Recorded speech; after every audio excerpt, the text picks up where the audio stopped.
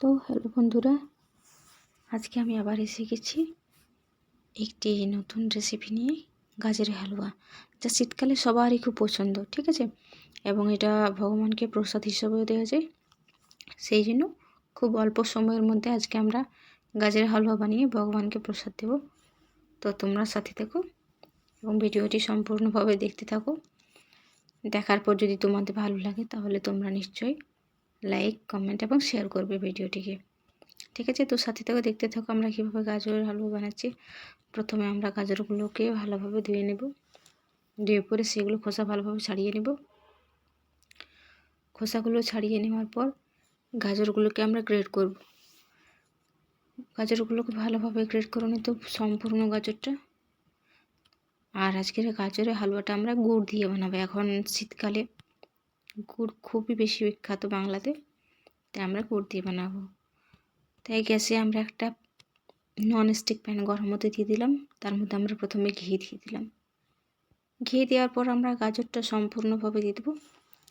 যে গাজরটা আমরা গ্রেড করে রেখেছিলাম ভালোভাবে, সেটা পুরোটা দিয়ে দেবো। দেওয়ার পর সেটা ভালোভাবে নেড়ে চেড়ে নেব। তো তোমরা দেখতে পাচ্ছ এইভাবে আমরা কড়াইয়ের মধ্যে সম্পূর্ণ গাজরটা দিয়ে দিচ্ছি। তোমাদের কার কার শীতের দিনে এই গাজরের হালুয়া ভালো লাগে নিশ্চয় কমেন্ট করে জানিও।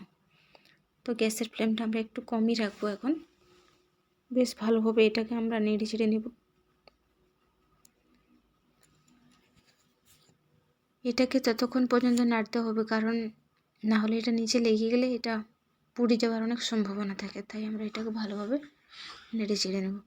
তো তোমরা সাথে থেকে দেখতে থাকো, আমি ভালোভাবে নেড়ে চেড়ে নিচ্ছি বারে বারে। আবার একটু ঢাকা দিয়ে দিচ্ছি যাতে করে গাজরটা একটু সফট হয়ে যায়, সেই জন্য।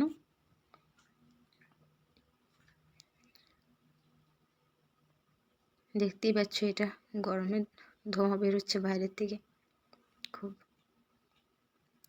তো এটাকে আমরা আবার ভালোভাবে নেড়ে চেড়ে নেব খুব ভালোভাবে। এটা যতক্ষণ পর্যন্ত না কালারটা একটু চেঞ্জ হয়ে যায় ততক্ষণ পর্যন্ত।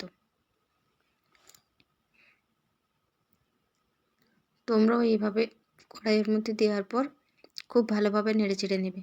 এটাকে রেখে বাইরে যাওয়া যাবে না, কারণ এটা জ্বলে যাওয়ার বা তলাতে লেগে যাওয়ার খুব বেশি সম্ভাবনা থাকে।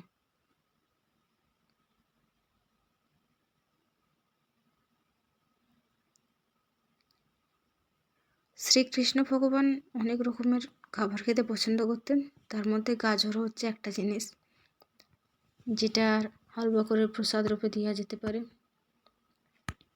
তো আমাদের গাজরটা ভালোভাবে করানো হয়ে গেছে, ভালোভাবে ভাজা হয়ে গেছে ঘি দিয়ে। এরপর আমরা সেটার মধ্যে দুধ দিয়ে দেবো আন্দাজ মতো। দুধ দিয়ে ভালোভাবে নেড়ে চেড়ে নিতে হবে। তো তোমরা দেখতে পাচ্ছ আমরা খুব ভালোভাবে নেড়ে চেড়ে নিচ্ছি, মিক্স আপ করে নিচ্ছি। মিক্স আপ করার পর দুধটা আমার একটু কম মনে হয়েছিল, তাই আমি আবার একটু দুধ দিয়ে দিলাম সেটার মধ্যে। এরপর এটাকে আরও ভালোভাবে নেড়ে চেড়ে নিতে হবে এবং এটাকে কম আছে ধীরে ধীরে তৈরি হতে দিতে হবে।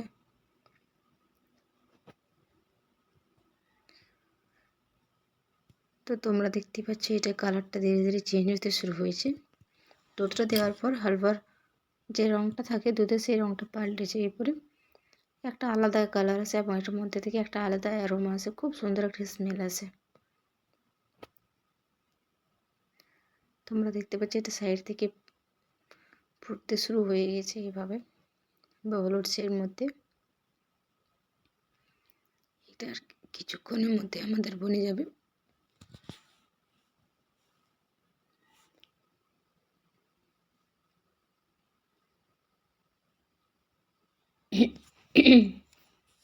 তো এটাকে আমরা এইভাবে ভালোভাবে নেড়ে চেড়ে নিয়ে থাকবো, নাহলে এটা তলাতে লেগে যাবে দুধটা দেওয়ার পরেও।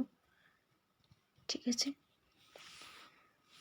এরপর আমরা শেষের মধ্যে গুড় দিয়ে দেবো। হ্যাঁ, শীতকালে এই গুড় খুবই বিখ্যাত এখন, পাটালি গুড়, নলেন গুড়, সব রকমের গুড়। তাই এর মধ্যে গুড়টা শেষের বেলাতে দিয়ে